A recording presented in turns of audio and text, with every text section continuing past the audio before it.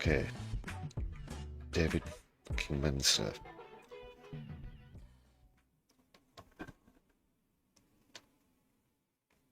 To be fair though, Mark Austin, as far as mainstream media goes, does pretty good accounting. Well, I'm joined now by the Israeli government spokesperson, David Mencer. Thanks for being with us. So let's just talk about this, because there's so much wrong, so much disputed here. Why do you not allow an independent investigation into this? Good evening, Mark. Very quickly, just two very quick points. First of all, this is about the attack on the ambulance convoy that's going to start off the interview that we spoke about a few times this week on the channel. Obviously, illegally attacked by the IDF. Israel denied that until witness testimony and video evidence clearly showed the contrary. So that's what they're going to kick off with. Second point, very quickly, those of you who are familiar with David Mencer will know the sort of things that are about to come, but if you're not, just a very quick reminder that everything that comes out of his mouth is false. And I don't mean he tells a few lies here and there, or the interview responses are sprinkled. We're talking about practically every word.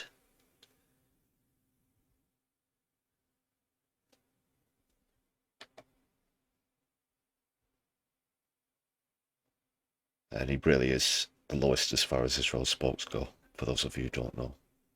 Good to be with you. Let me just start off by saying that Hamas has a long record of misusing ambulances. They don't... The question put to him was why they're trying to block an independent investigation to that incident, which I just told you about. Straight away, Hamas. I'll just talk about something else. Blame Hamas. It's very formulaic. Whoever's responding on behalf of Israel. Just hijack ambulances. They actually hijack the very idea of the emergency services and also humanitarian aid. It's not the first time. I just want to look. I accept what you're saying. Let's just concentrate, if we can, on this whole idea of an independent investigation, because your initial story has fallen apart once. It's been shown to be misleading. So I just wonder, why no independent investigation? I know the IDF are investigating, but why no independent investigation? What are you afraid of? Yeah, David, what are you afraid of? You know, we all know what they're afraid of. They've been caught in another lie. They lie and they lie and they lie. Israel's not afraid of anything. It's not the first time that Hamas has used ambulances to smuggle terrorists. It's a matter of public record. It's been confirmed. Please send your Prime Minister here so that he can be arrested. If you're not afraid of anything, send him to France. Why don't you do that if you're not afraid of anything? Why would that be that you wouldn't do that? I wonder. By Hamas themselves, when we've captured them, who told the world that they use ambulances to transport their own terrorists. It's been confirmed repeatedly over the years, not only by Israeli sources. Answer the question. What do you have to hide? Now he's trying to immediately put out what he thinks is some sort of valid excuse that Hamas apparently have precedence for this, even if that were the case, which it isn't, because we've heard them so many times try to say that in response to attacks on schools, hospitals, and the like. It just doesn't wash. Yeah, lies on top of lies on top of lies. But even if that were the case, it doesn't legally give you the excuse. It's, again, a war crime. There's a bit coming up, actually, now. How can I best describe it?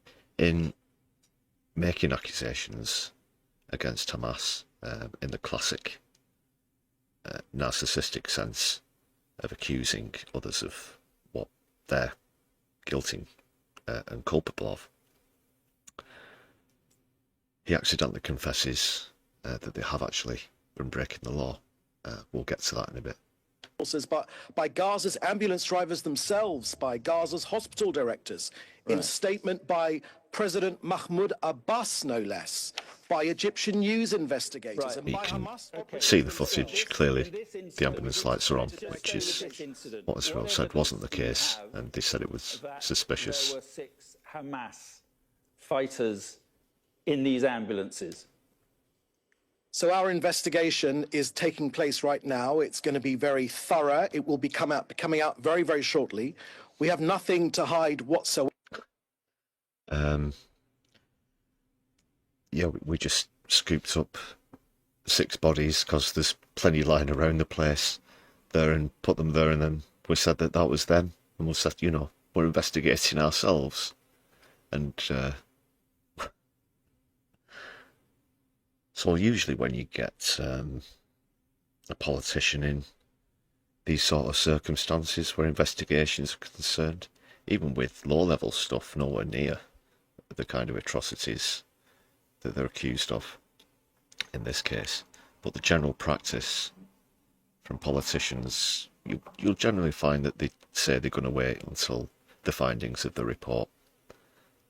You see that happen in political interviews so many times. You know, they put over the coals by whatever scandal it is, and the way of buying themselves more time is to just repeat that, well, you're going to have to wait and see what the findings of the XYZ report are, and or we're awaiting recommendations of the XYZ report, that sort of thing. But no, even whilst we're talking about something that's happened just days ago, he's happy to reveal a conclusion. Of course, if Israel are allowed to mark their own homework, which again they're allowed to do in this case, it will be the exact opposite of an investigation.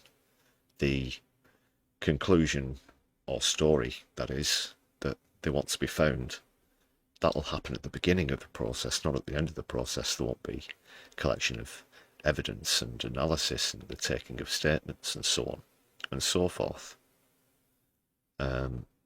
It will start from the back, and then how can we fabricate the circumstances with probably staged, air quotes, evidence, pictures, that sort of thing. We've seen it before, like again in the hospitals, and then they'll say, oh, this is what happened, because they think you're stupid, they think I'm stupid, they think Mark Austin is stupid, but he seems somewhat resilient.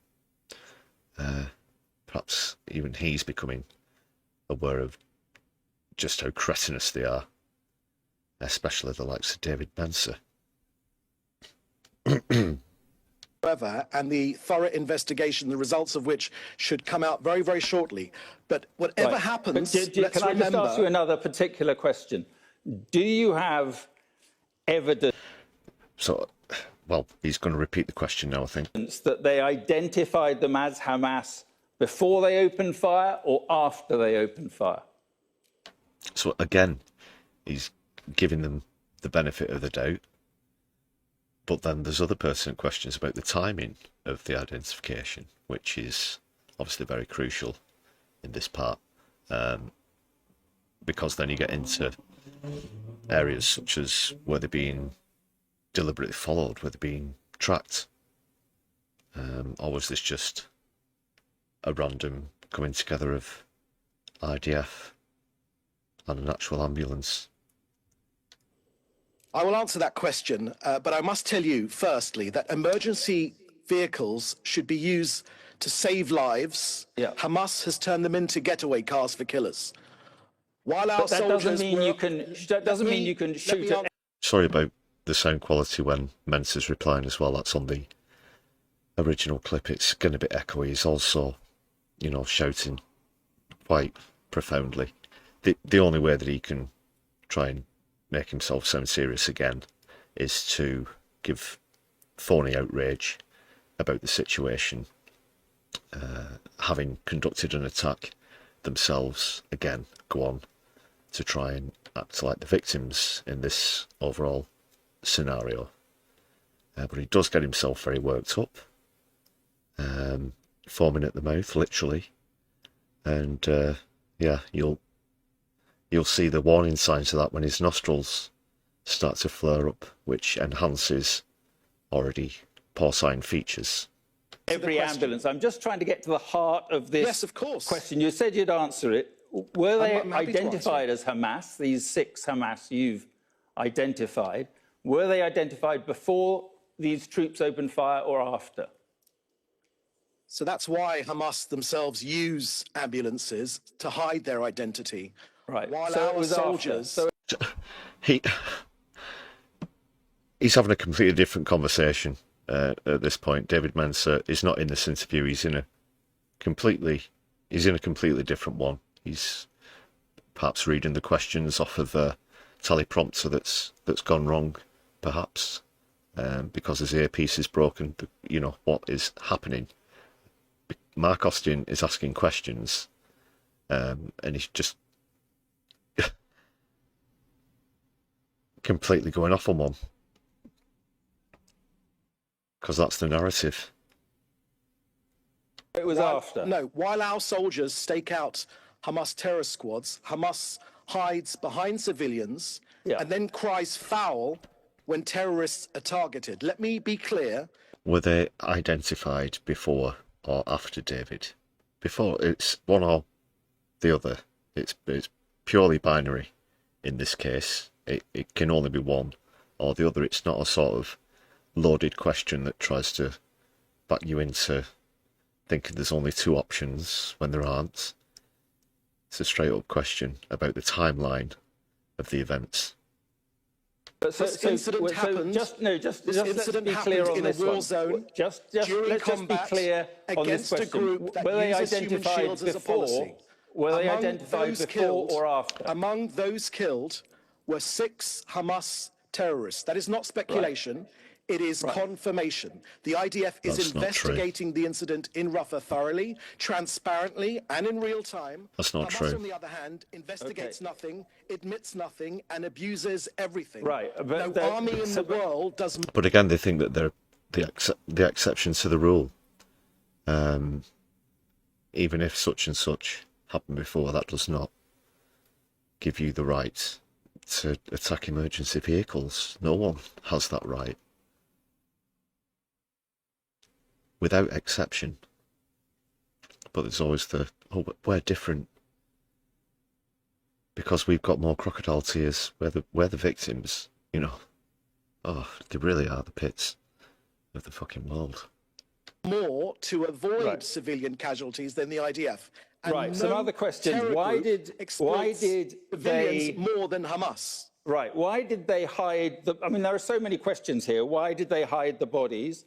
Why did they try to hide the ambulances? These are all questions, by the way, that many you won't get any answers, organisations, Mark. It's not Hamas I'm echoing here. It's the UN Secretary General, it's the UN High Commissioner for Human Rights, the head of the UN Humanitarian Affairs. Yeah, this isn't just some rumour that's going around a tanning salon or something like that. These are coming from the highest authorities in the world. James, thanks for the gifted membership, or the attempt at the gifted membership, I should say.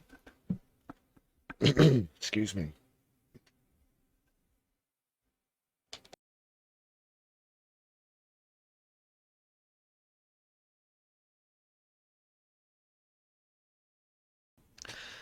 Yeah, it doesn't look like that's gone through. Bit of a niggling problem, but good to see you on the stream.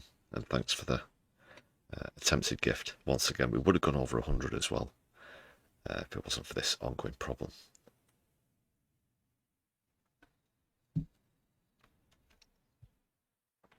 Let's crack on. There's a bit more to get through.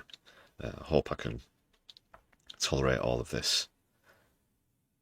Mayor's office, Tom Fletcher, it's the Red Cross, numerous governments, all saying it's unacceptable, all calling for an independent inquiry. So why not? Mark, Israel doesn't fear the truth. That's why we are investigating this incident extremely thoroughly. Can Hamas say the same? Hamas violates every principle of international law. They hide in... When have they allegedly attacked any ambulances, David? Or what? They haven't.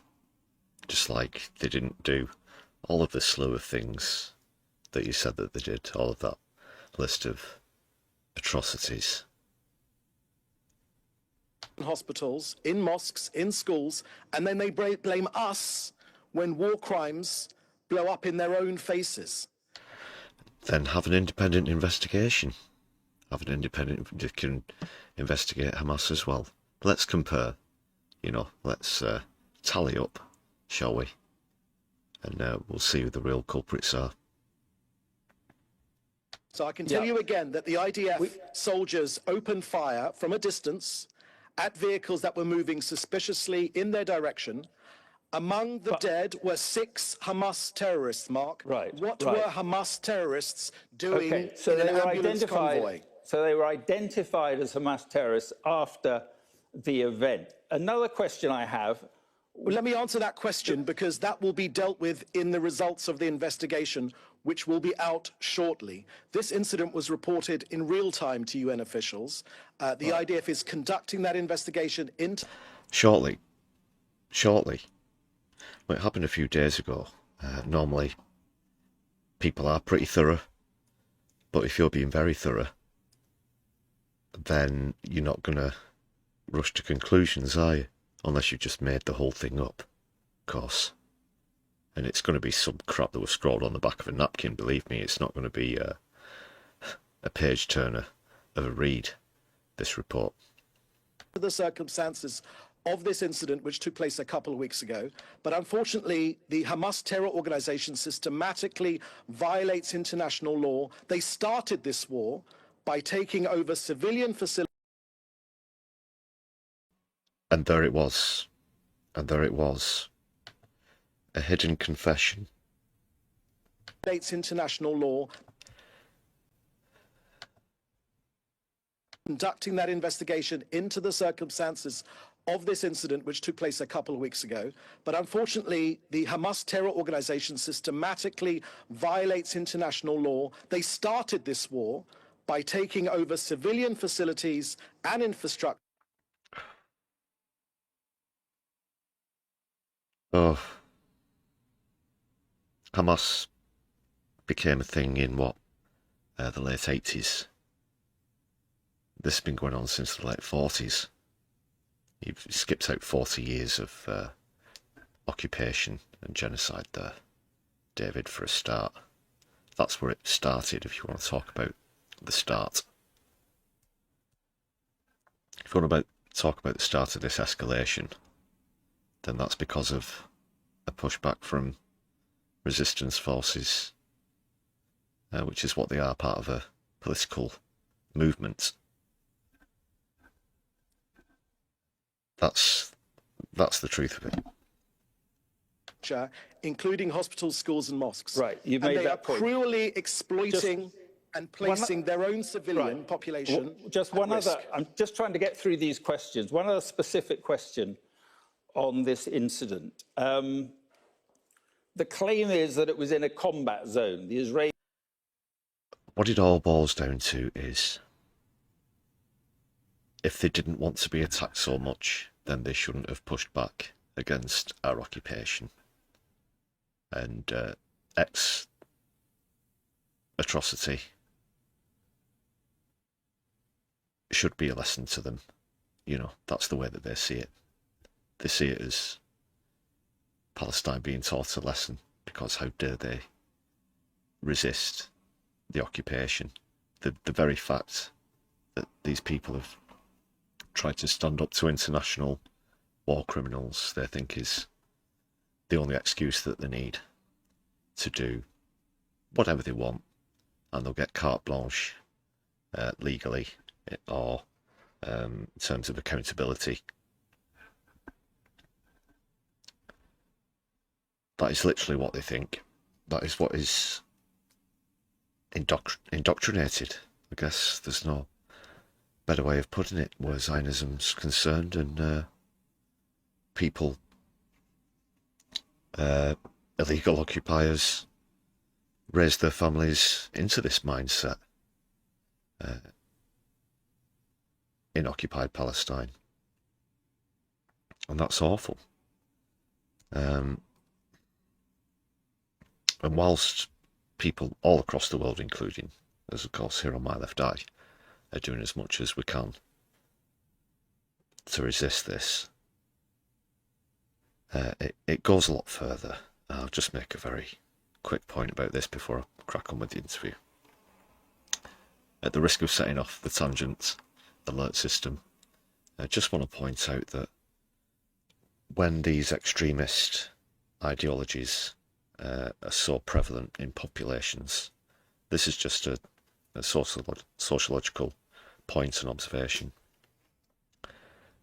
It's not like it's not like Lord of the Rings rules. You know, if we take out, by take out I mean arrest Benjamin Netanyahu or whatever and his cabinet. That's it. The concept of Zionism will be wiped away from the planet, and it's similar to Germany at the end of the Second World War.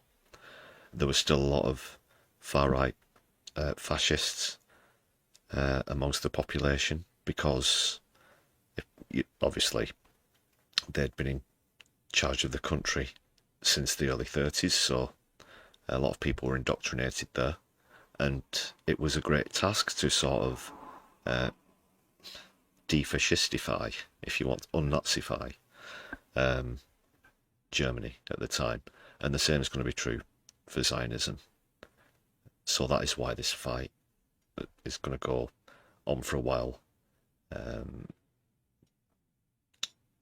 even if justice does come for the people at the top, and then that's going to be another thing to solve in itself. Israelis claim it was in a combat zone, when our own data investigation shows that that was not the case. Can you just clear that one up? So there's nothing I'm going to say that is going to prejudice this investigation. The results will come out shortly. It's a thorough... Oh, well, there you go. This is actually the first time I've watched this the whole way through. I've seen a couple of little snippets of it. Just wanted to give my reaction to you. So he did come out with the classic response about waiting for the result of the report when it suits him, but then when he has to ignore the question, he can talk about the results of the investigation before it's even come out. How very bloody convenient, David. Investigation by the IDF. But it's the military investigating the military, isn't it? No, it's the independent arm. Really wash with... It's the same that Britain would do if they were investigating something which the British armed forces were accused of doing. We are fighting in a complex war zone. Hamas hide amongst civilians. They hide amongst ambulances. This is not my words. These are the words of Mahmoud Abbas, the Palestinian leader themselves. Isn't there a pattern here that your government does not welcome outside scrutiny, hence no independent investigation? The pattern here is Hamas, which started this war, which won't release our hostages. Yes, the pattern here is, I could ask you what day it is and you'd still answer Hamas. Doesn't matter what he puts to you about why you're dodging investigations and so on and so forth. The first word that comes out of your mouth is always because Hamas. Again, as though their very existence gives you every right to commit the atrocities that you are. And I personally am horrified with their actions, as well as insulted by their expectation that we'll believe them in equal measure. I really am. That's what really gets me about this. Even cartoon villains cackle and laugh and describe their true intentions, you know, film villains, Bond villains, whatever you want to, you know. They don't play the victim as their excuse, like you're doing, and expect people to absorb such lies for decades. Which won't surrender, which are continuing to subject their own people to act as human shields.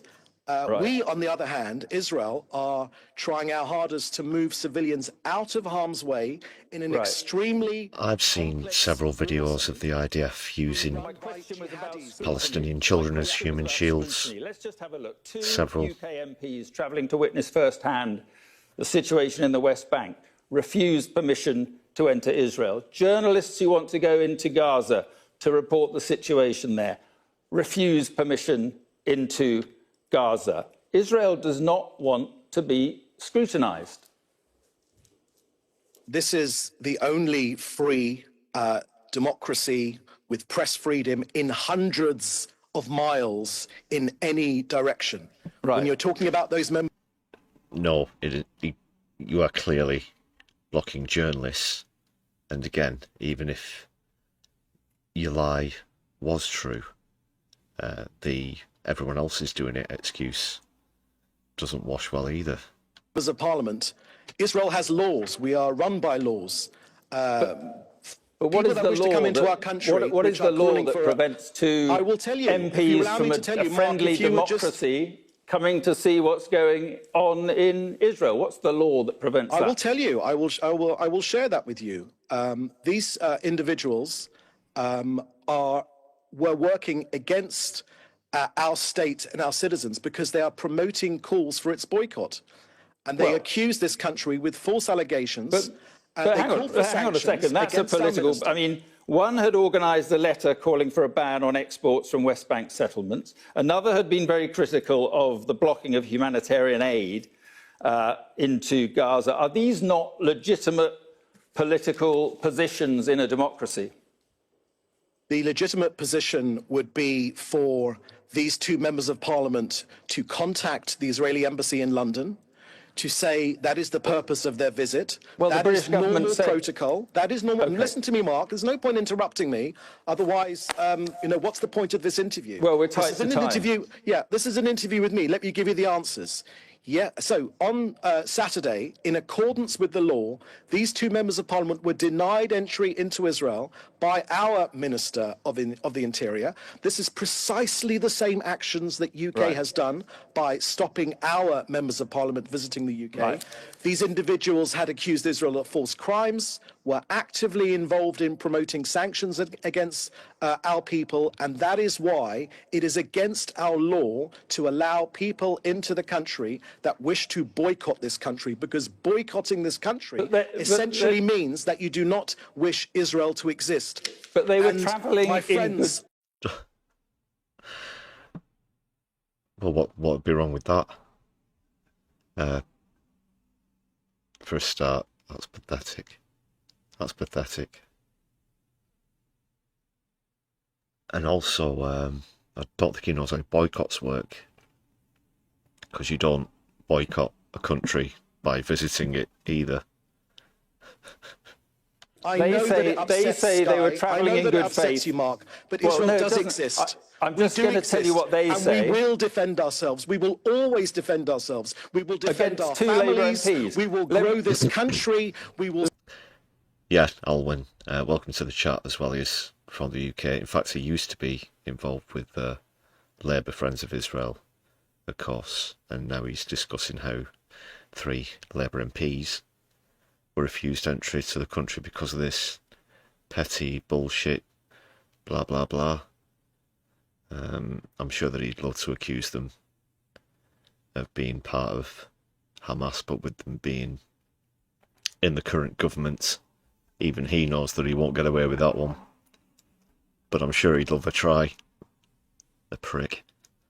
Succeed and will be a light unto the nations, because this country is a democracy and we will defend our values. And because you It's not a democracy. It's not a democracy. Islamist don't said woke. That's absolute nonsense. He said woke. If you get stuck in a panic, just shout woke. Just shout woke. This. Oh God, what is it? Oh, it's woke. That's the thing that you're not supposed to like now, isn't it? Woke stuff. Woke Islamist. What's that even supposed to mean? Woke Islamist. Fucking hell. He's trying to make up subgenres on the spot now. Are you a Muslim? No, fuck off. I'm a woke Islamist. Like, come on. Let's talk distinction. It's almost like he's making it up as he goes along. Really couldn't believe that. That was pretty telling, you do have to say. Oh, what a giveaway. Did you hear that? Did you hear that, eh? That's what I'm on about. That is nonsense. I'm asking you a question. Why don't we be grown up about this? I'll ask the questions, you answer them. These two members of Parliament chose not to exercise. He's in the shouting. He's in the just shouting and shouting and shouting stage now. Exercise their right under Israeli law to petition our court to around those reconsider, which is more than the right triple in to given size. to our members of Parliament when they tried to visit the UK but were denied entry. They weren't allowed to appeal it. They were offered hotel accommodation by the Israeli taxpayer, which they declined. In addition, the cost of their flight back to the UK was covered. Not 2 minutes ago, he said, no, you're not allowed into the country because we think that you're going to conduct illegal activity. But we'd already prepared accommodation for you, by the way, even though make your mind up. Make your mind up. And by the state of Israel. So the UK is an ally, a very important ally. We have many shared values, but this visit was intended to provoke anti-Israel activity, and no self-respecting country would allow those sorts of people to visit this. If you showed this to like a fucking 8-year-old, they'd be like, you know, even they'd know. They'd say the shouty man talks a lot of bollocks, doesn't he? And then obviously they'd get told off for saying bollocks. Or perhaps might let him off in this case, because it's just that true. But it's just so obvious to everybody. Yeah. Good question, James. I don't know who this is supposed to convince. It's not convincing me. It's not convincing Mark Austin there. Every time he comes on, he just digs himself further and further into a hole. The fact that he still gets on TV is purely just because of his position as an official spokes. They have to have the official spokes on if they can. And that's the only reason he keeps appearing on our screens. Country. They deny that it was anyway intended to be provocative. Let me ask you a last question. The Secretary General of the UN, Guterres, has just been talking at the UN. He said Gaza is a killing field. The UN capacity to deliver aid in Gaza has been strangled. Israel is not fulfilling its unequivocal obligations as the occupying power under international law. Just finally, your reaction to that? So it's Hamas that are stealing the aid. 1.8 million tons of aid have gone into Gaza, enough to fill Wembley Stadium 80 times. Change the fucking record, man. Really. Seriously. Change the fucking record. Even, look, I've paused it there. That was the point where even mainstream media came to realise. Look at Mark Austin's face there. Look at Mark Austin's face. He's got the look of a teacher receiving a very poor excuse for not having some homework handed in or coursework or whatever. Just pure disbelief. He's got the look of, you know, your boss the umpteenth time. You've been late because, I don't know, you just forgot you were going to work. Or whatever. But he's just not buying it, and I'm not buying it. And I think Mark's, yeah, it is Mark. I think his expression speaks for us all there. Just enhance. Zoom and enhance. Yeah, that look. That's the look.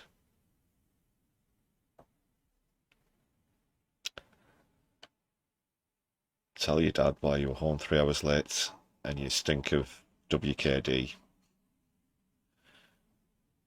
That's the look.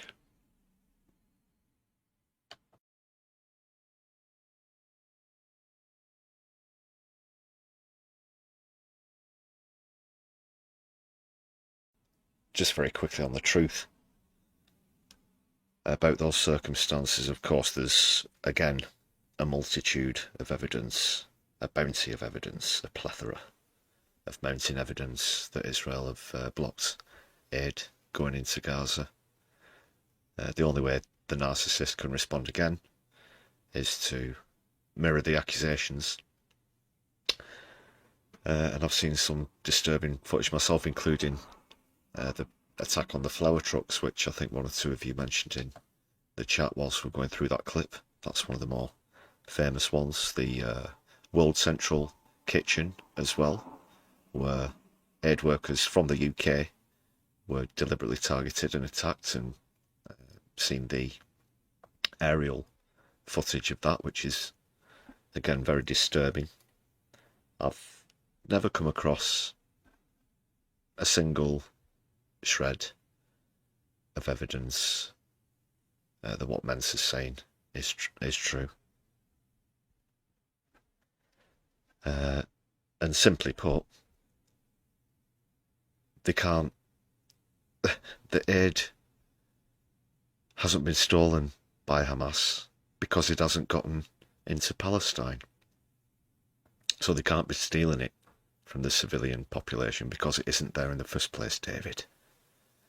And we know that because the queues of trucks go for miles. Sometimes only 20 trucks get in to feed a population of 2 million. And this is a nation that's run out of bread, is running out of ovens.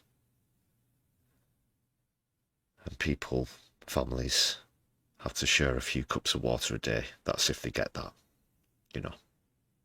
There's nothing to steal. And they know that if they did that, they'd absolutely lose support from the population as well. There's so many reasons why that's bullshit, but that's the main one, because it's not getting in the first place. He can get as loud as he wants, but it's not convincing me, people. Not just the grass, but to the brim. And in 42 days during the ceasefire, there were 25,000 aid trucks which went into Gaza. There's no shortage of food in Gaza. The only ones truly starving are Ridiculous. our hostages. Why do I say that? Because that's what they looked like. They looked like concentration camp victims shut up. when they were finally released. They've been chained, they've been hidden. He had to go there, didn't he? He had to go. That again. It's just so shameful. It's so shameful that they'd use that historical atrocity of the Holocaust to try and garner sympathy when we've seen prisoners being released from Israeli prisoners who do look as he described. Gaunt, pale, starved, they've been tortured. And then we see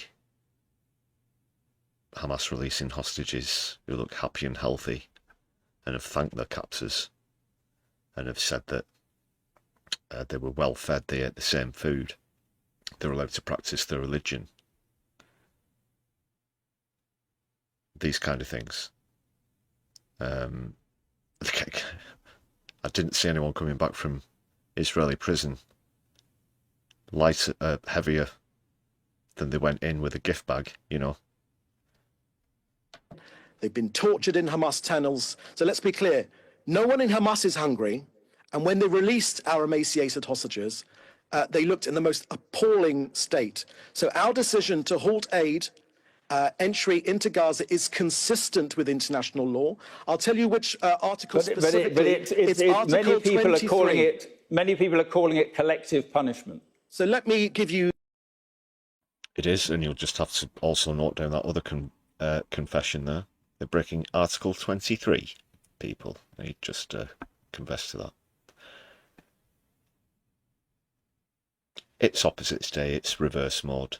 Every accusation is a confession. The practicalities of the law, not what many people say on Twitter or whatever. Article 23 of the Fourth Geneva Convention very clearly states that a country is not required to allow aid if it will be diverted to enemy combatants, despite... You are illegally occupying the country, sir. And by the way, that does give them the right to resist and defend themselves within any means before you start to ask about condemning Hamas and bring up October the 7th and whatnot yet again. But that's not valid legally. It's not happening for a start, but even if it was purely based on geographical location, again, it's not your country, so you, yeah, it's not valid. Allowing large-scale aid transfers, Israel and international bodies, including the UN themselves. But under international law, it is your obligation to look after a civilian population. Not if the aid is being diverted to the terrorist organization. That is absolutely clear. No, the UN have actually... On the contrary, David, that is all the more reason. Because if they weren't receiving it because it's being stolen by, in this case, Hamas, then you'd have to make even further efforts to make sure that they're fed, because, as Mark just pointed out to you, it is your legal obligation to look after the population that you're occupying. So while that might be a logistical problem, even if it was true, which it isn't, of course, then it's not Hamas's problem, it's your problem, because you have that obligation. No ifs, no buts. Legal obligation means exactly that. Documented Hamas's systematic theft and weaponization of humanitarian supplies. So given that aid has been used to sustain Hamas's military operation, including actually the October the 7th massacre and the ongoing hostilities, Israel is under no legal obligation whatsoever to continue these transfers. If we want to open the border... He knows about as much about the law as he does about being subtle, quiet and telling the truth during interviews, evidently. Just complete bullshit. It's claptrap. It's absolute poppycock. And I've never heard the likes of this. Utter flim-flam. I mean, who is this person? What sort of a people do they think we are? A bit Churchill there. But of course it all started because of people like Churchill, the Balfour Declaration and whatnot. Politics Clive, nice to see you in the chat.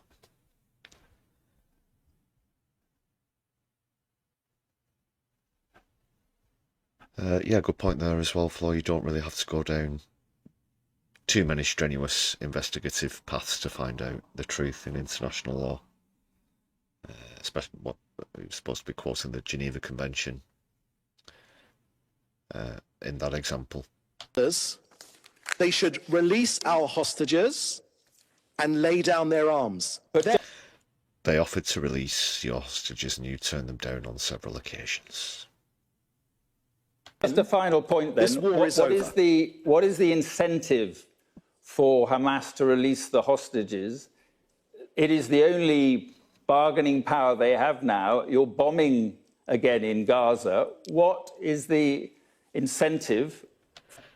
He's got a point. If you're going to keep bombing and sniping on a daily basis, whether they've got the hostages or not, then Where is the incentive? There is none. Because it's lunacy. It's as sick as it is crazy. For them to release the hostages in the current circumstances?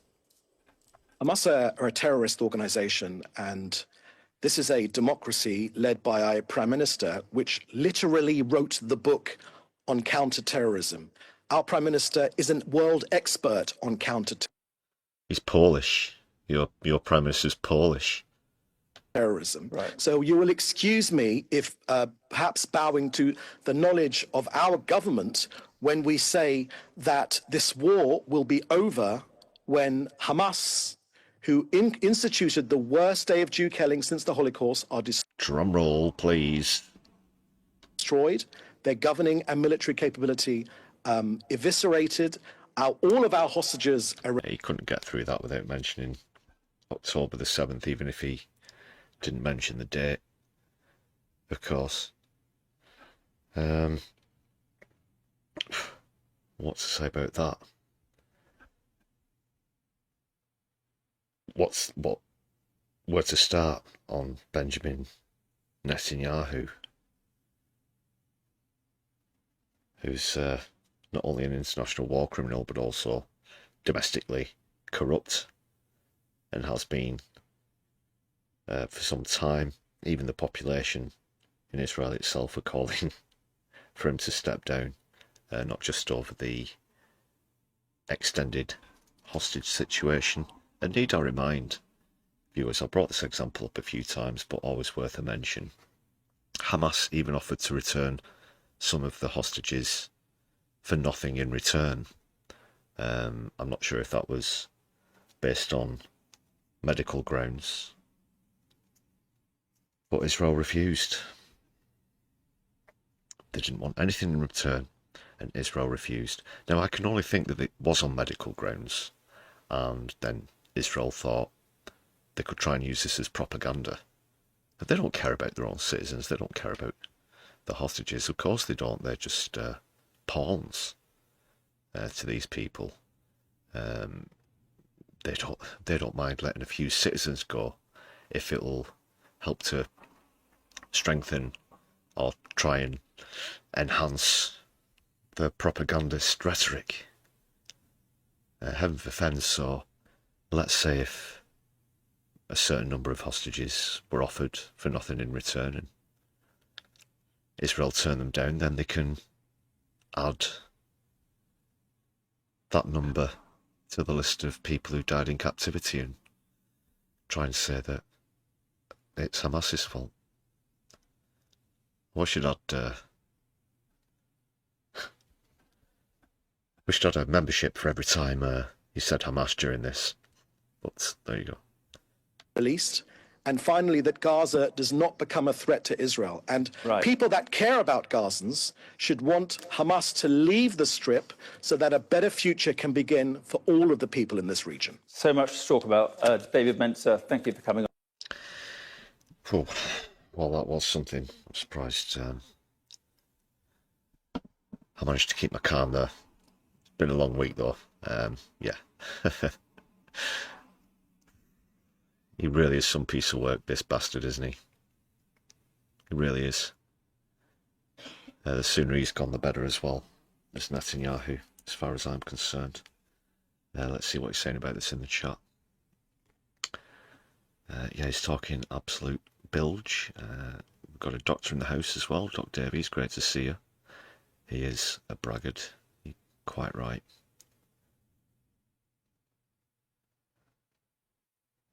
He just gets worse every time I see him.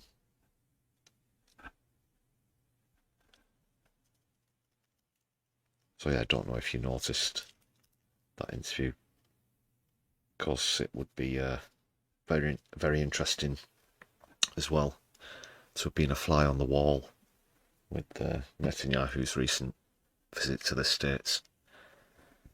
Again, very disappointed he wasn't arrested, but he did step foot in Hungary, which is a signatory to the ICC. He should have been arrested there. He was also over the international airspace of Italy and France, who are signatories as well. can't keep giving them a free pass, but it looks like at least some elements of the mainstream media are starting to turn around and ask more pertinent questions. That was better. That was better from Mark Austin, but no real pressure on the follow-up. No, hang on, you know, I'm not letting you just go off and talk about something else, or clearly basically correct anything that's clearly untrue, which you'd expect from top-level journalists. Instead of just, if you've got so many questions that you need to ask, there's no point in just reeling through them and letting him lie after lie, because you're not really going to get to the bottom of the truth there, are you? Thanks so much for watching. Please hit the subscribe and thumbs up buttons to help us out on the algorithm. You can now join the channel with a membership for just 99p with some great perks for you to enjoy, including exclusive content and early viewings, plus lots more. And you get to join the list of awesome people who support the channel that you can see on your screen right now. Hit the join button or follow the links in the channel description. If you'd like to make a one-off contribution, then please hit super thanks on the video or follow the link to our Buy Me a Coffee page, where you can help to show solidarity and support the channel for just the price of a tasty hot beverage. All contributions are greatly appreciated. Thanks again everyone. My left eye will be seeing you soon.